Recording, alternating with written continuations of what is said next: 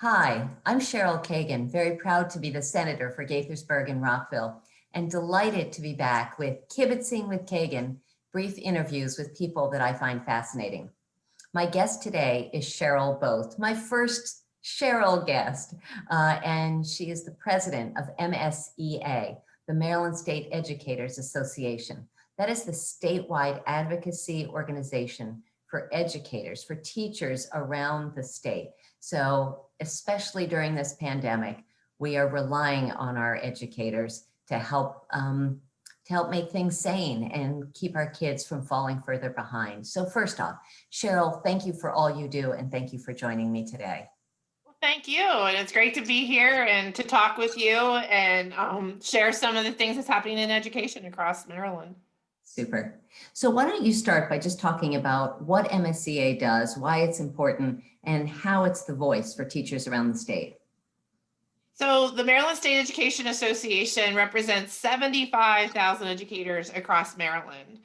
We are everywhere. We are bus drivers, custodians, front office secretaries, counselors, teachers, as you said, make up a large part of our organization. We're also administrators and people who are in college to become educators. We have our aspiring educators and retirees. So we cover a large gamut of the education employees.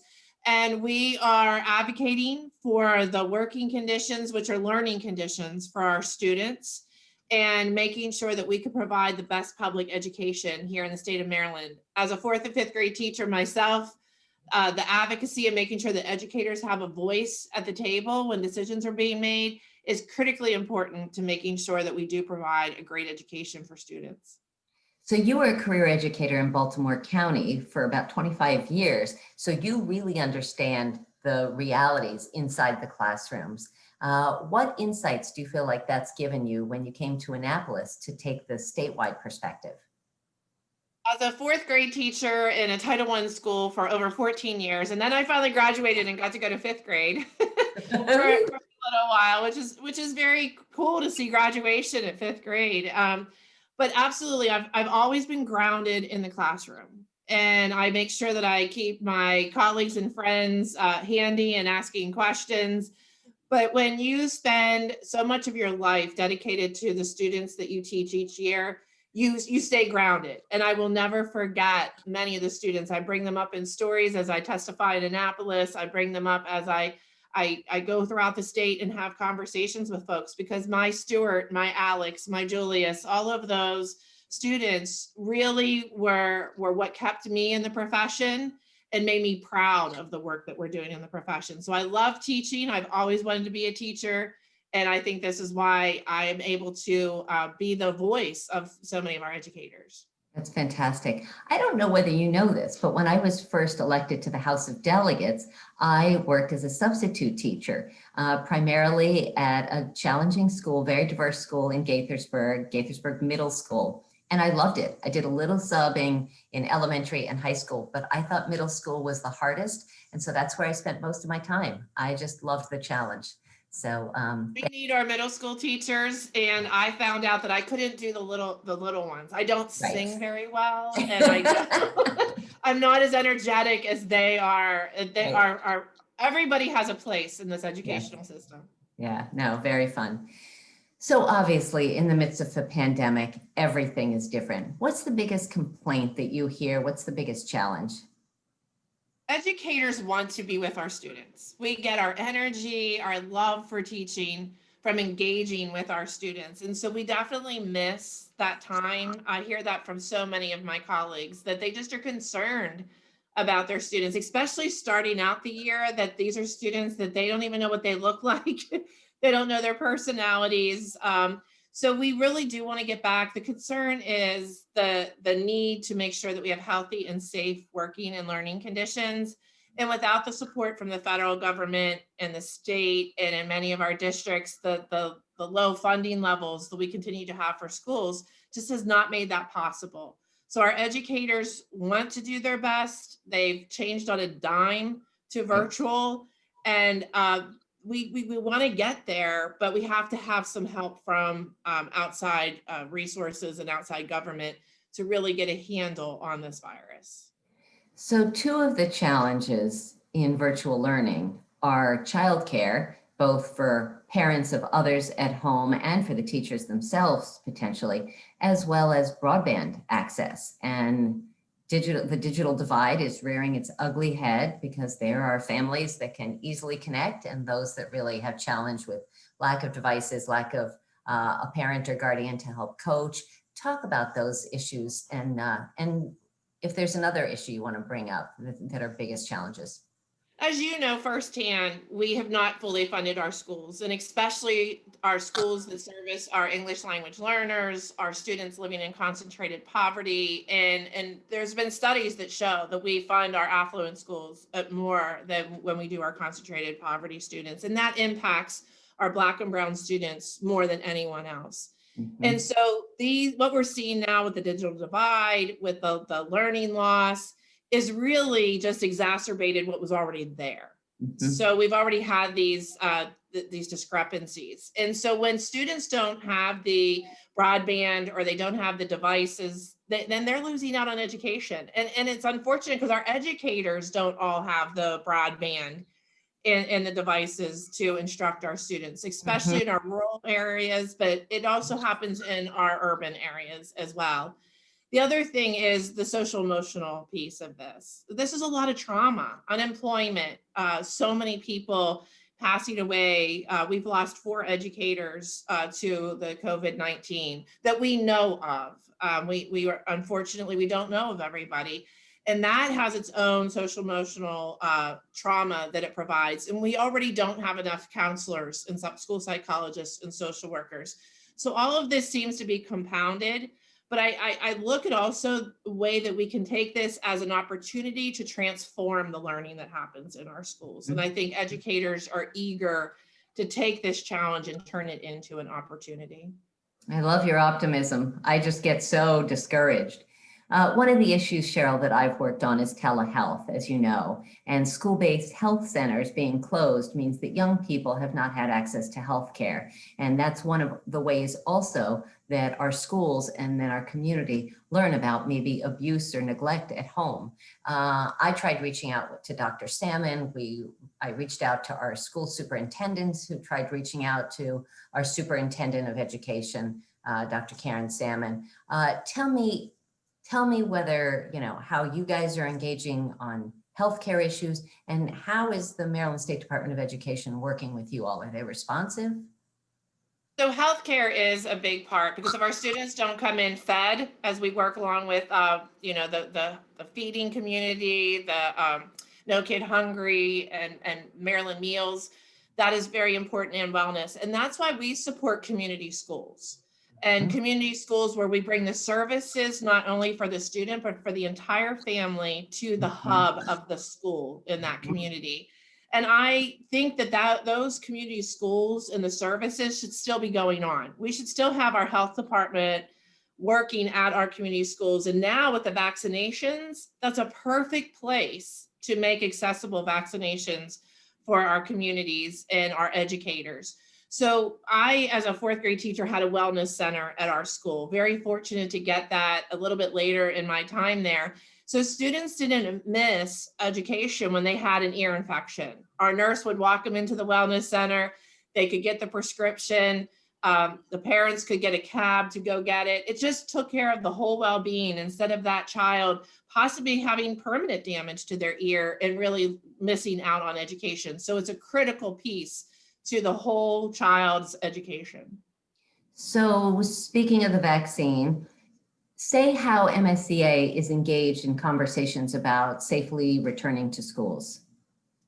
We have been educating our members and leaders about the vaccine. There's so many things that are going on, and whether it's going to be mandated, not mandated, is it accessible, and how can we make it more accessible?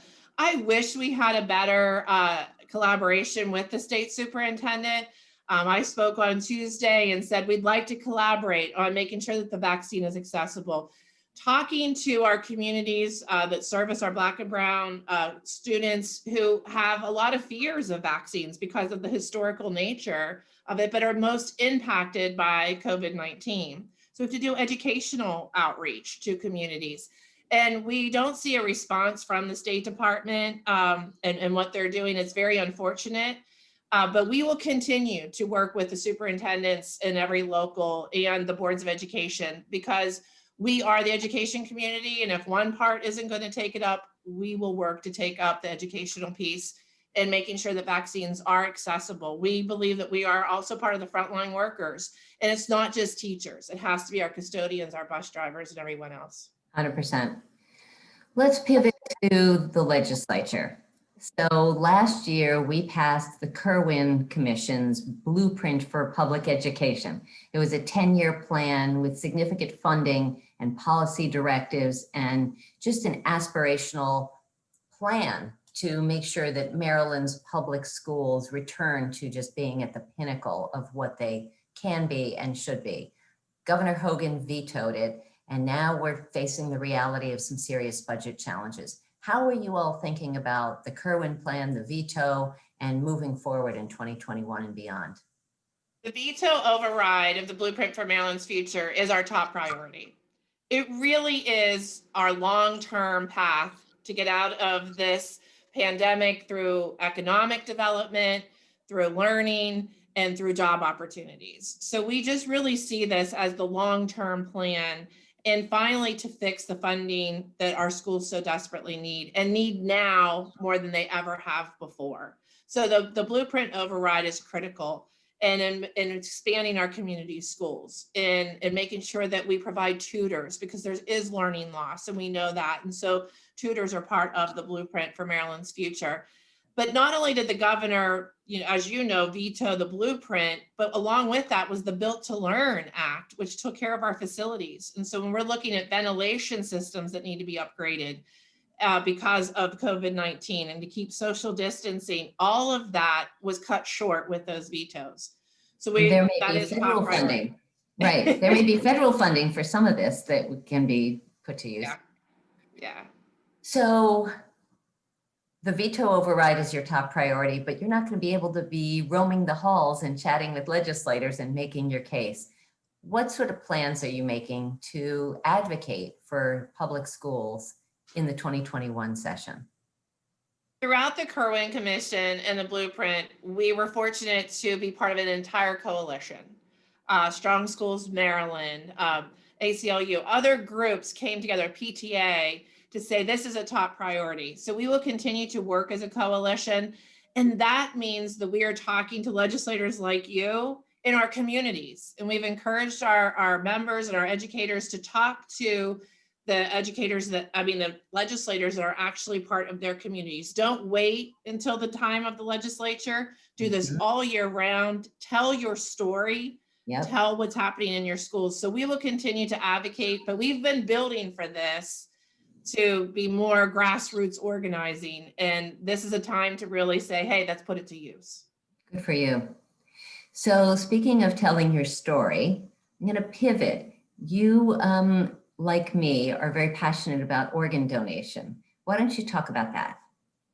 I'm very fortunate to have received a kidney transplant. I'm now going into 6 years of having a kidney transplant, but everyone in my family has a kidney transplant. My mom's had it for over 20 some years. My brothers are 2 and 3 years longer than I am. We have polycystic kidney disease, which the cysts shut down the kidneys. So we're weird because we all have 3 kidneys because they put the extra one in. But organ donation really saved all of our lives. It gave us a quality of life that we weren't getting before. I was on the transplant list for 18 months before I was fortunate to receive the gift of life. And it's just so important for everyone to sign up to be an organ donor and to learn about organ donation. Where the advances that have happened even within the last 6 years are amazing. And so we all can do our part to save others. So as soon as I was legally allowed, I put organ donor on my driver's license. Maryland, among the 50 states, is actually not ranked nearly as high as you would think. So if you are watching this, please make sure that you are registered as an organ donor. Make sure you learn more about it. My brother-in-law is the recipient of a double lung transplant. It's just extraordinary what what transplant surgery and technology does. Now, obviously, double lung means that there was a person who had to die in order to save his life. With kidney, though, there are every day live donors that are able to give a kidney. So My two sister-in-laws gave them to my brother. So they each gave them to their spouses. So it's pretty cool. that's amazing. That's wonderful. Well, Cheryl, thank you for speaking about that. And thank you for being such a great advocate for public education. Let's go to our fast five here. I get ready for that.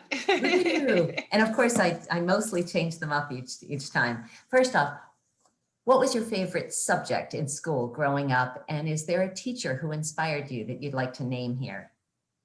So my favorite subject really was social studies. I loved to learn about the history of our country.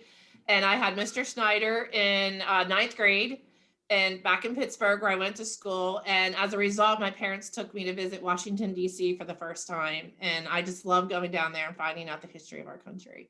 That's fantastic. Is there a quotation or a motto that inspires you?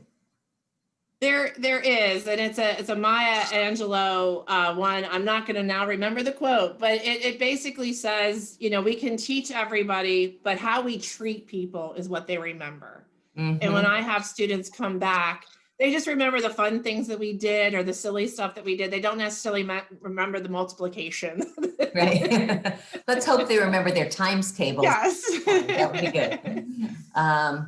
We are approaching 2021. Do you have a personal New Year's resolution or hope for 2021 that you'd like to share? I don't think it's personal. I really hope that we can get past the political and racial divide that we have seen so much and has intensified because our students are watching. I say that a lot, and our students are so accepting, but I don't think us as adults, we have a lot of work to do in this country. Amen. Fourth, if you could share a meal with anyone, living or dead, who would you choose? I would right now probably choose my grandfather, my dad's father, because I never realized how steeped in the union work that my family was, you know, involved in. And there's now a Bost building in Pittsburgh because my great grandfather housed the union leaders during the Pinkerton strike, during the big Homestead strike. And I think my great grandfather and my great grandfather would be really proud that I'm working with the union and make an advocacy. So I think that would be cool. That's awesome. I love that answer. And the last question that I do ask everyone, Cheryl Bost, what is your superpower? What is your hidden talent? Something that you can do that most folks can't do? Oh, my superpower. So I like to entertain a lot, like making a special holiday drink or taking happy hour and delivering it to all of my friends and then getting on Zoom. So I really like to connect people through events and getting them the coolest drinks that are out, the newest drinks or the newest desserts. So I'm an event planner in hiding. That's fantastic. All right, I'd love to be added to your list and hope we can all get together for happy hour in real life before too long. Absolutely. We need to see each other and have that connection. Until then, Zoom is keeping us sane and making us insane a little bit. So Cheryl Bost, president of the Maryland State Educators Association, it has been a pleasure to talk with you. Thank you for all that you do standing up for our kids and our educational system. Well, thank you for being an education champion in Annapolis. Thank you. Stay safe. See you soon.